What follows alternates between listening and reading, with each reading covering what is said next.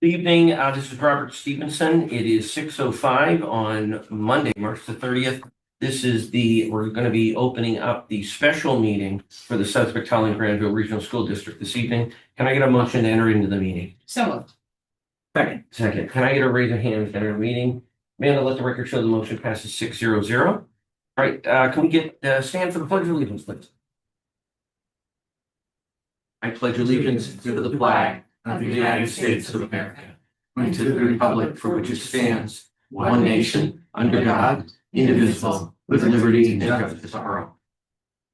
All right, so this should be hopefully an abbreviated meeting tonight. We've got a couple items that we needed to push forward to this week from last week. Consent agenda, we've got accepted donation of 14 winter coats valued at approximately $450 from the Southwick Health Department. If anybody has issues with that, now's the time to bring it up. We've got some warrant articles here that if you guys can sign off on that, there's 2 or 3 take care of. Ms. Carrier, do we have anything for correspondence? We do not. Okay. All right, so we are on our action items section. So Nick, do you want to read those? Absolutely. Get through these one by one. Okay, move to approve consent agenda items as listed above. Recommended. So moved. Second. All in favor? Amanda, let the record show the motion passes 6-0-0. Item B, move to approve the fiscal year 2027 Southwick Tolland Granville Regional School District assessment ratios to the member towns as follows. Operating assessment ratios. Southwick 85.310%, Tolland 2.218%, Granville 12.472%. Capital assessment ratios. Southwick 83.114%, Tolland 3.752%, and Granville 13.134%. Recommended. So moved. Second. All right, so we had a couple items that we talked about here last week before I moved this to a vote. One thing I wanted to just clarify on the SRO, I did have an opportunity to speak with Russ Pierre, Council. Superintendent Willard alluded to this last week, but I wanted to actually get it from him to make sure I understood it correctly. What he indicated is that what the town of Southwick has done for the last 10 or 12 years is technically probably not been the right thing to do. The town should have been having a separate warrant article on an annual basis indicated clearly to the town that they were paying for the full cost of that first SRO. They haven't been, they obviously can't go back to do it. When we, as the town, met to discuss adding the second SRO, as has been clearly identified by a number of people, Doug Moglin, a lot of people in town, that what the intent and what we wanted to do was to continue to have Southwick pay for the first SRO, but they wanted the district to pay for the second. That was what I went through and proposed and went and explained to all 3 towns. Now, that's what we ended up voting on. What in reality, what has happened is that the amount of money that we originally put in the budget for that second SRO was not enough. And number 2, we actually couldn't pay for the time for the officer during the summer. The district couldn't pay for it because it just, from a legal perspective, we couldn't do that. So in essence, what that left us with is that the town of Southwick was essentially paying for like 1.3 to 1.4 of the 2 SRO's full salary, because they ended up having to pay for the summer for the second SRO, which is what they wanted, what they did not want to do. That was part of the deal, is that they wanted the district to pay for the second SRO in the entirety. And that ended up coming up cheaper for both Tolland and Granville doing it that way, rather than what we've got in the budget right now, where both of the SROs are in the budget. So what ended up happening is Southwick ended up picking up about 1.3 to 1.4 of the 2.0 FTEs. And then on top of that, they picked up the 85% of the remainder. So it ends up being a lot more than what they originally wanted to do. Does that make sense? Now. the town of Southwick was paying for an exorbitant high amount of both of these SROs. So it ends up being more than they want. Than what we want. So, in light of the clarification that Russ gave me, and in light of the setup that, obviously, the setup that we tried to do it is not working out either. The cleanest way to do this is to have it the way it is in the budget right now, where both SROs are in the budget. We are going to be invoiced on a monthly or quarterly basis from the town of Southwick for the time on premise while they're here during the year. They will come up with a rate per hour, which is going to be based on hourly rate, over benefits, all of that, all in, divided by 2080 or whatever number they use. And that way you know what the hourly cost is that they will be invoicing the district. When they're here, they'll clock in, they'll clock out, or whatever they do.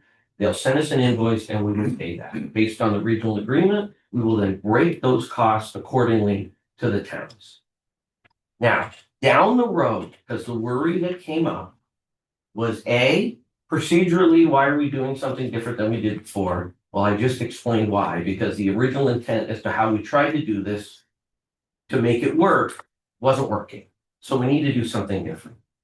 The second side of it is that there was a worry that if down the road, this school committee decided that, you know what, we don't want to have SROs in the budget, we don't want to pay for them anymore. We're not going to put a budget through with an SRO. In the event, which I have a tough time believing that would happen, the way that the board is structured, you've got 5 members of Southwick, 1 from Tolland, 1 from Granville. It doesn't make any sense from a financial perspective that 5 members of Southwick would want to pull SROs out of the school budget and let the town pick up the cost, which just means the town is paying for more money than they need to supply the services to the district. But in the event that that happens, the town would have ample time to be able to vet and basically create the warrant article that would indicate that they would pick up the tab for the SROs. I don't think it'll ever come to that, but that was one of the big worries that Select Board Member Moglen had, is that if we went down this route, what happens if somewhere down the road, the SRO got pulled from the budget? It always, because we'd have to go through the same budget process that we're doing now. Nothing would be hidden. Everything would be out in the open. It would give the town ample time to actually deal with that and address it. So, from a financial perspective and from a ease of actual dealing with this perspective, my recommendation is that we keep it the way it is right now. We pass the budget the way it is so that this is clean and it makes it very simple from everybody's perspective to understand and identify what the costs are, what the allocations are. Nobody's getting billed for anybody working summer in Suffolk, which I know was a worry that got brought up by one of the select board members from Granville last year. And in fact, we thought it was supposed to happen that way, which is what we agreed to, but in fact it didn't. So nothing the way we wanted it to work. So this is the cleanest way to make that happen. Anybody have any questions or clarifications needed? Comments? All right. So comment number 1, thank you. Yeah. For clarifying and kind of laying out the why behind it, because it does now fully answer my question as to like, you know, what has changed and why are we making that shift. Number 2, I think that a concern, not just in one town, I think a concern across the board was, you know, that the district would pay for work that wasn't associated with acting as an SRO. And you've made it clear that that is not the case, and that the way that this is going to happen, we're only going to pay for the work that is done in our schools with our students. Yep. That benefits all 3 towns for Yep. sure. So I appreciate that clarification. That makes sense to me. I have no further questions, so thank you. All right. Anybody else? So Jen? we're updating the budget to reflect that. No, it's already in it. Oh, the new amount is in there at that rate, times the hours. Yeah, The it's best I can. the best, but what's going to happen? We obviously, from any sort of budget, and Nick will tell you this. This is the best guesstimate, right, as to what the cost will be. What we've clearly identified in the budget is that we are going to be invoiced by the town of Southwick for time on premise for the total cost, not 90% of the cost, and the county said the total cost. So from a verification or a tr- an acceptance of the total bill, we are guaranteeing that we're gonna pay for the cost of the SRO. Nick has made a good faith estimate as to what that cost is gonna be. The town has to negotiate with the police union, so that cost will probably go up a little bit. But even if that does, if we've budgeted X and it comes in at X plus 1,000, we're still gonna pay X plus 1,000, and we're gonna divvy that up amongst the towns. And if we need to adjust it, the cost in the budget lines, we'll do that next year. But this is exactly why we have E&D and school choice and student revolving, so that we can deal with unexpected changes from what the budget is to what reality is. Can I ask what X is? The cost of two SROs? Well, I would This would assume be that like it's split. it's 1 times 2, right? I would assume we're assuming the same amount for each one. Right. Or Yeah, are we not? Yeah, we're assuming the same, well, it depends on what their Depends on- costs are, It's right? Right, okay, yes, so it depends on kind of where We they may are. have, on we may their- have an their expensive, from a salary perspective, there may be one of them that makes more than the other, but the average would be whatever that number is. I No, think it's, I think 131 and change is in that account. Okay, I okay, mean, so right- for right now- combined, Yes, combined. Like Okay. right now, we have 80,000 in there, right? Which Okay. Currently. Which we found out wasn't enough for what we were looking to do. okay. Yeah, well, because what happens is, or I can speak to what happened at the end of last year. You know, I didn't get an invoice until July last year, and then I had to go back and I had to try to figure out the attendance and everything like that, and it took a while.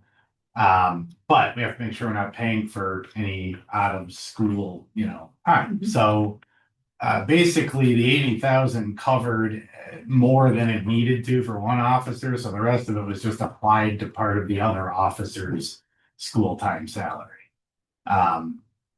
Is that gonna look the same this year? Probably.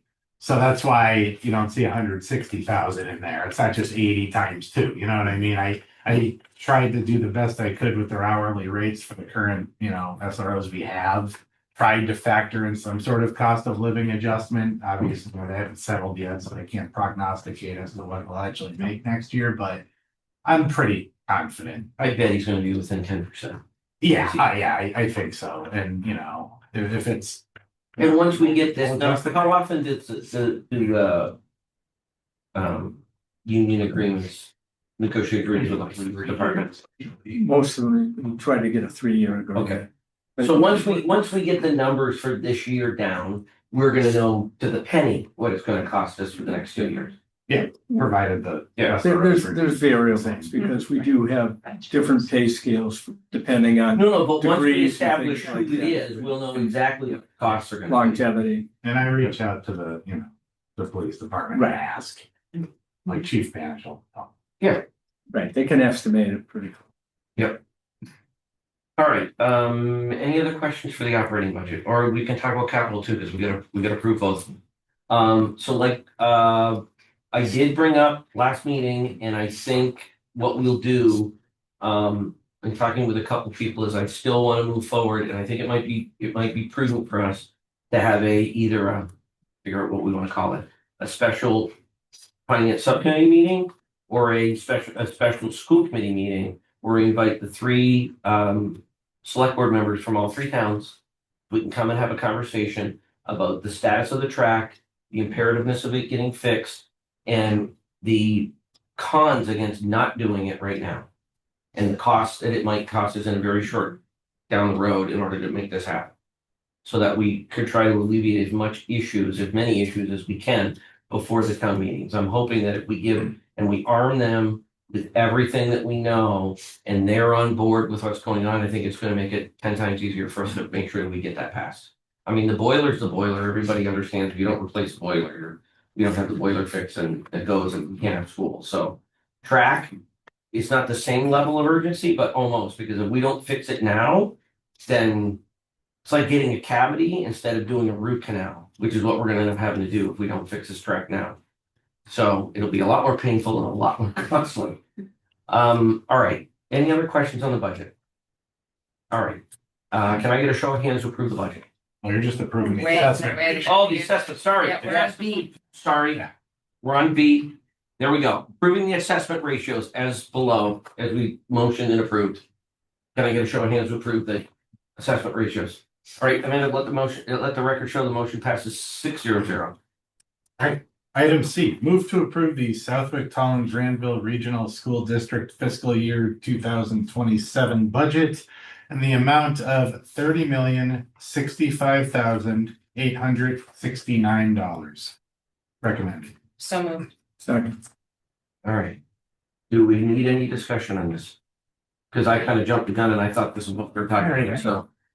Do we need any discussion on? No, this is reflective of version 3 that was presented to us last week, correct? Absolutely, Yep. yep. All right, can I get a show of hands to approve the budget? Amanda, let the record show the motion passes 6-0-0. All right, forgive me, this one. No, I know, this is your lengthy one, so if you get water, take a drink of water. All right. Item D, move to approve the fiscal year 2027 Southwick Tolland Granville Regional School District assessments to the member towns as follows. Operating assessment, transportation, Southwick with an apportionment of 85.310%. The assessment would be $1,163,471. Tolland, with the apportionment of 2.218%, the assessment is $30,249. Granville, with the apportionment of 12.472%, the assessment is $170,095. Capital assessment, Southwick with an apportionment of 83.114%. The assessment is $1,658,256. Tolland with the apportionment percentage of 3.752. The assessment is $74,858. Granville with the apportionment percentage of 13.134. The assessment is $262,044. The minimum contribution for Southwick in the amount of $11,028,016. Tolland, $236,120. And Granville, $1,618,844. Discretionary charges, Southwick, with the apportionment percent of 85.310. The amount is $1,510,990. Tolland, with the apportionment percentage of 2.218. The assessment is $39,285. Granville, with the apportionment percentage of 12.472.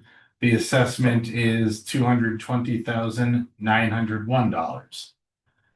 Finally, non-discretionary charges for district services to towns. Southwick is $106,467. Tolland, $0. Granville, $64,509. The total assessment for Southwick is $15,467,200. For Tolland, $380,512. And Granville, $2,336,393. Recommended. Don't forget to do that. Can I get a second? Second. All right, so we have a couple questions. One clarification. Sure. The capital assessment for all three towns includes these capital ones that we're putting through and the capitals that are in the past, right? They're still being paid. Is that how that number? That capital assessment is just what's being paid. That's just that. Okay, just the debt, not the new stuff. Not the new Not- borrow. Okay, that's fine. Okay, so it's Okay. only the old It's projects only that are those stuff. still in bond. It's the building project and the other 5 years that we haven't paid off yet. Break it down this way. No, This Which is what why- No, no, I know, I From just last year. remember it being broken down that way, but that's okay. I took this from last year's, I just put. Then I guess it is, and I mean, if next year you wanna do it no, different. no, by no, all no, means. it's fine. I just thought it was one, I was close. I thought it was including the new stuff too. The reason we have transportation and brackets on the operating assessment is why?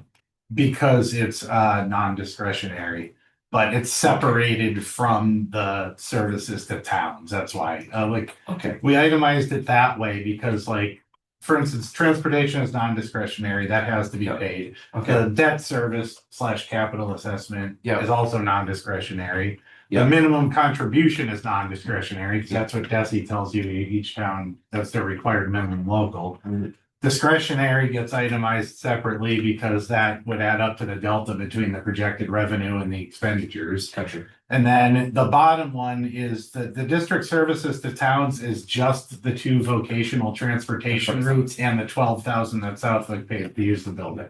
That's it. That wouldn't even be there if those vocational routes weren't Right, there. right. Okay, anybody have any I questions? hope That, clear. yeah, that, it is kind of confusing the way that it's broken down like this. We might want to revisit. I mean, the bulk of that non-discretionary services to towns is transportation, but I didn't want to pop it in the top transportation. Right, because it's only 2 of the 3 towns. Yeah. Well, and it's because it's for kids that aren't ours anymore. Right. The towns are paying. for Right, their no, I vacation. get that. I was confused by the whole yes, I was confused by the top category and the bottom category, but now I get it. So it's still non-discretionary I mean, they need to be transported for the. They do, Okay. they do. I mean, the towns could have sought their own transportation solutions rather than. The problem was, and this was new just this year because those students were part of our budget before this current year. And LPVEC, who provides our transportation, wouldn't contract with the towns because the towns are not members of LPVEC, but our district is. So it's So- a pass through, really. Yeah, so what ends up, yeah, it's a pass, that's exactly what. They're using our membership. Yeah. So what happens is LPVEC invoices us for those routes. And we pay it, but it's just assessed in the amount exactly of what they cost to the town. But is transportation is non-discretionary generally? I mean, could the town say you want to go to this, school somewhere? It's on you to transport your children, or is it always part of? No, the We town do would that have with to. School choice. Yeah, because school choice, you don't have. But to that's a transport. different setup. Vocational, you But do, yeah. It's you part have of to. the transportation department. Okay, any other questions? All right, can I get a show of hands to approve the budget? Amanda, let the record show the motion passes 600. Okay, item E. Move to approve the authorization to incur debt by the issuance and sale of bonds or notes up to the amount of $792,000 for the purchase of all items specified in the Southwick Tolland Granville Regional School District fiscal year 2027 capital improvement plan as follows. HVAC improvements and grounds maintenance. First item, boiler project at Woodland, the boiler replacement in the amount of $600,000. And the track refurbishment in the amount of $192,000. Total proposed improvements and acquisitions, $792,000 recommended. So moved. Second.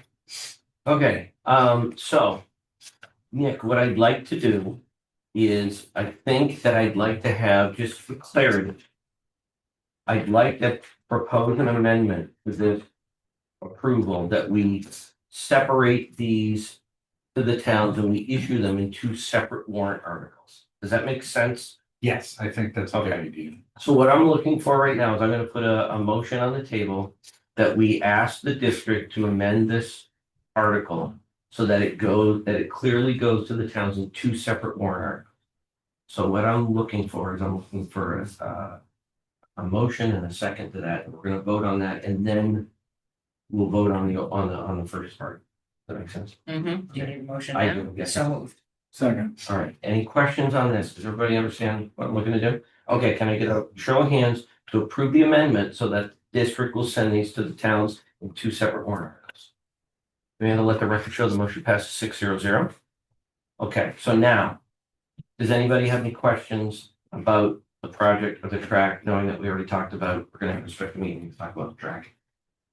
And I think with regard to whether or not you do a subcommittee meeting or whether you do a general meeting, I think what's really more important is like it be done during a time in which the town officials can be here. Yeah, we're not gonna right? do it on a Monday night, So- because we already know that Right. all two towns are, I don't know if Tallinn has theirs on Mondays too, okay. Right. So what I was thinking is we do it like on a Wednesday evening, between, like in the next couple weeks.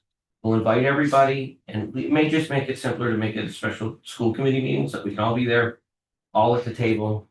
And we can talk about this with everybody and just make sure that everybody's on the same page. Does that make sense? I don't know if it's better to be bigger or smaller. I genuinely don't know. Well, it doesn't make a difference. I mean, 3 of the 7 of us will be here anyway, if I make it a Before spring vacation. Oh. Sweet. We do have April vacation. Here we go. So we'll do it the Wednesday. We'll try to do it right now tentatively, the Wednesday before school vacation. April 15th. There we go. Oh, say again. Maybe April April 15th. Okay, because Tolland has I a won't be budget there. hearing Oh. on the 21st, so Oh. that would work. Okay, so that works. So let's tentatively have, I am unavailable. okay, so we'll make it a special finance subcommittee meeting. On April 15th, we'll invite all 3 select board members from all 3 towns. Come town, and the topic is the restoration or the capital request for the track. Want to make sure, Sorry. Huh? Does she need to be there because she's this, no, I mean, I don't know. I cannot be there that night, so. well, do we want to try a different night? just asking, she's Yeah. the representative from that town, right? So And I don't know, do you have concerns about the track, or does the select I board members don't. have concerns about the track? I don't. I really just want to bring the select board members or finance subcommittee members of the 3 towns together. Like, that's more of my priority. So I almost feel like it might be better to talk to them about their schedule preferences rather than our schedule preferences. Well, I I don't check know. with us first to make sure that we can have at least 3 of us here for Right. that. Usually when we have budget roundtable meetings, all those meetings are always on Wednesdays. That's why I suggested Wednesday, because that seems to be the better day all the time. If you can reach out to them tomorrow and see if they can make the 15th. If not, the week before would be the 8th.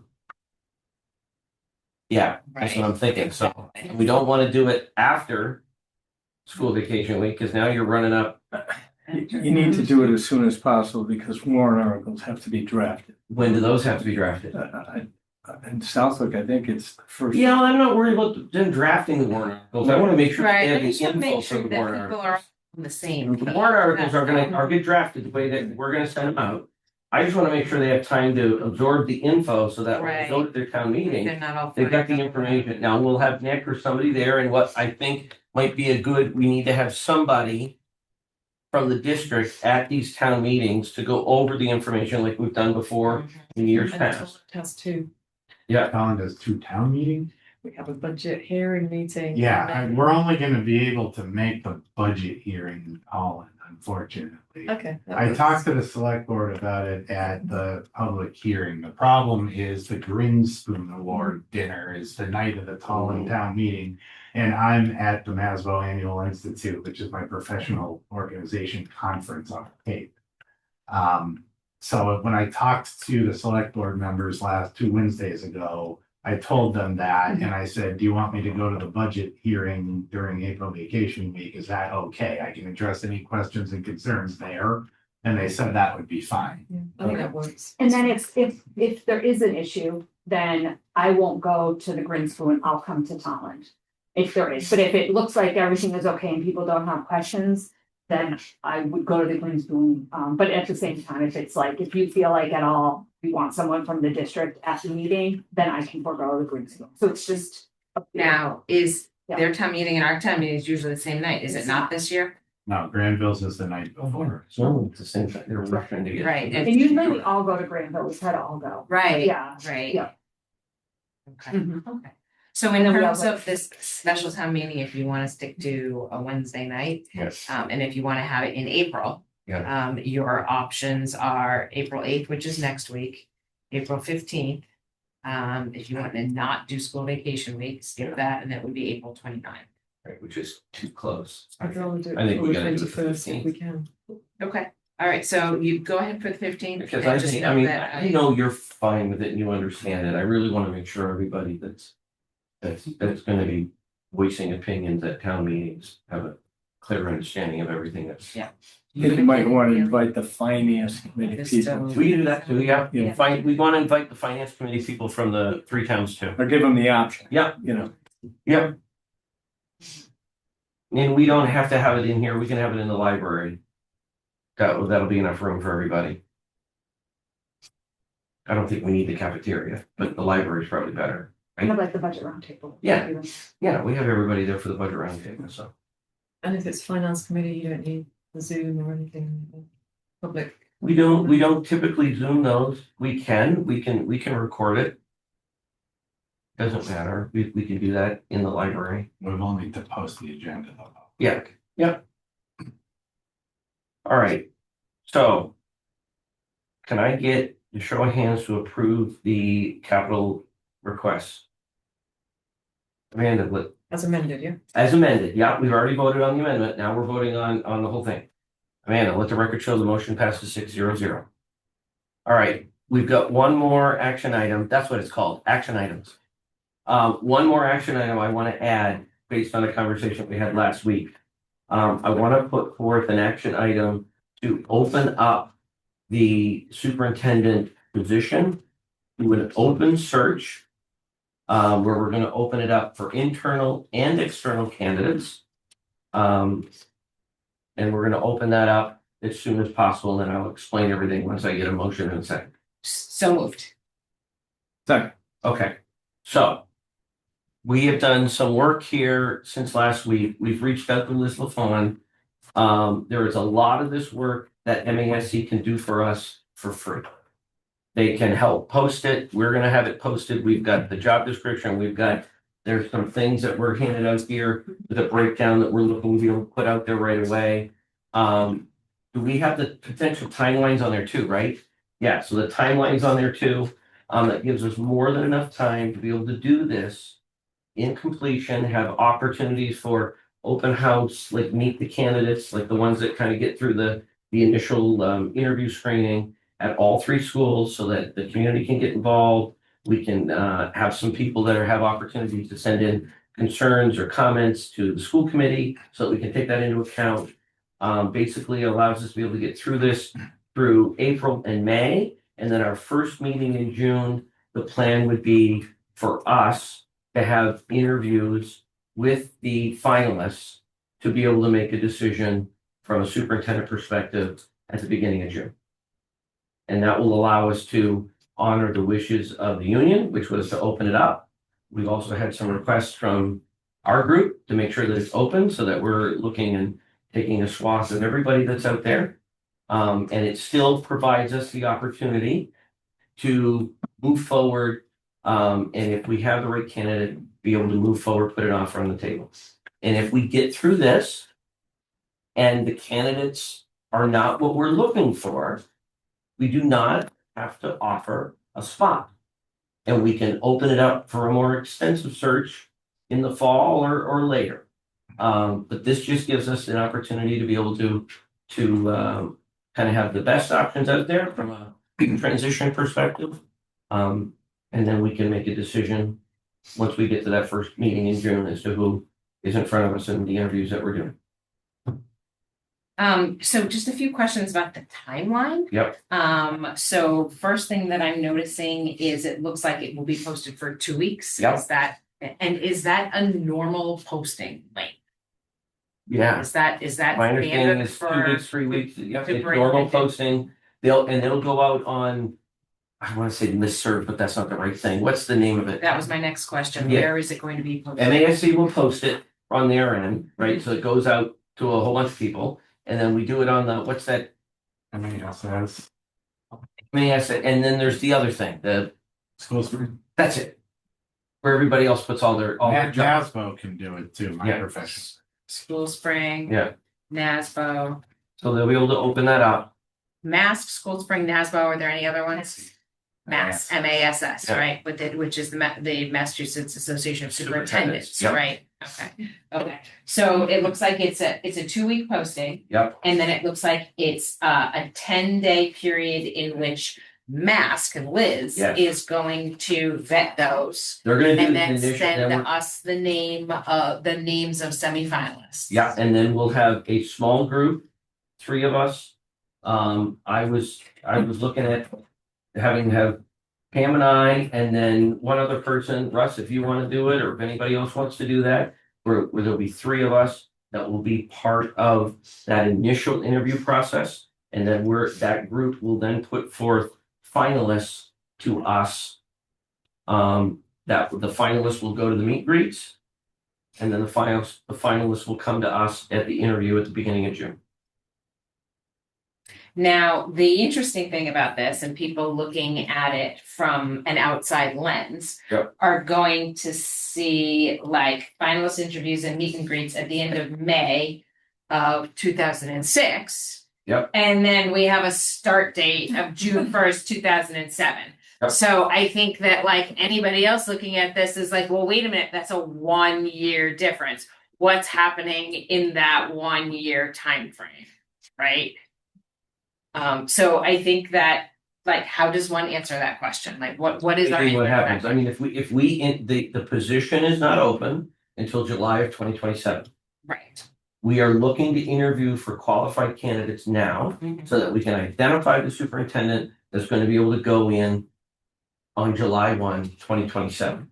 Now that opens us up for 2 options. If it's an external candidate, that gives us the entire year next year to be able to deal with that external candidate, have them in intermittently to make sure that everything is set up so that they can start July 1, 2027 smoothly. If it's an internal candidate, that gives us an opportunity to put them into a superintendent elect position, which allows us all the opportunities that we talked about last week. So it's a best of both worlds. Everybody wanted it open, which we open it. We have a vast majority of people that were open to the opportunity. If we do find somebody internally, that will give us a great opportunity for us to have this smooth transition. This is the way to do it. Everybody wins. Is that typical to have it open? Like, I don't think so. hired that. I don't think so. Right. Honestly, what's typical, what Liz told us, is that if districts have internal candidates, they Right. typically don't open it up to outside people.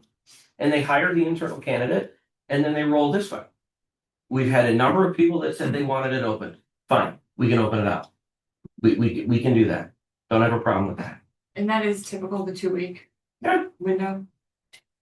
Can I make one eensy weensy tiny request if this hasn't gone out yet? It hasn't gone out yet. Okay, can I make one eensy weensy tiny request? Yeah. And that would be to just make it really, really clear that like these dates here, the April, the May, dates, like that's 2026. Yeah. And like we've bolded 2027, Yeah. but can we do 2026 for all these other ones and Yeah. bold those two, just so that it's like really clear? That- Because, like, I mean, that can work to any candidate's advantage. I just want to be really clear about Yeah, that. no, that's fair. Well, I think it's a typo. Right, no, honestly, because it is so unusual, I think, to have that 1-year time gap, I do think that people looking at it could consider it. That's why I did those little mini calendars underneath. Yeah, no. To make it clear that it's, But big do gap. that, right. do both. Do what Yeah. Pam asked, put the 26 on the top sections, so that nobody has any questions about it. All right, Perfect, and this looks very nice, so kudos to whoever put this together. all right.